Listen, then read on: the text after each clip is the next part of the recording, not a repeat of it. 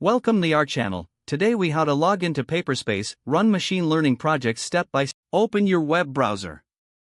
Type in the Paperspace URL, www.paperspace.com. Hit the enter key to load the website. Once the Paperspace homepage appears, locate the login button at the top right corner. Click on the login button. You will be taken to the login page. Enter your registered email address in the appropriate field.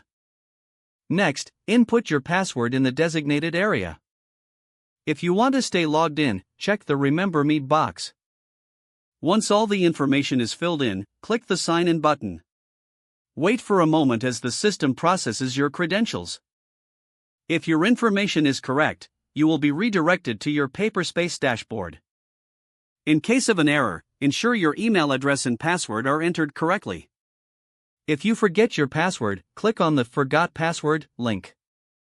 Follow the prompts to reset your password and regain access. Once logged in, navigate to the Projects section to start your machine learning projects. Familiarize yourself with the available resources and tools provided by Paperspace.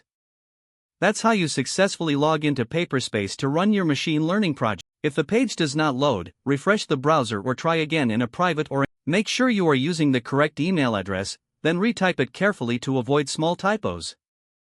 If your password is not accepted, use the reset option and create a new strong password. You can check your spam folder for verification or security emails, then enable two-factor authentication if available to improve account security and reduce unauthorized access risk. After signing in, review your profile details so your contact information and settings are accurate and current. If you see an error message, note it down and try again after restarting your device and internet connection. Log out when you finish, especially on shared devices, to keep your account and payment information secure.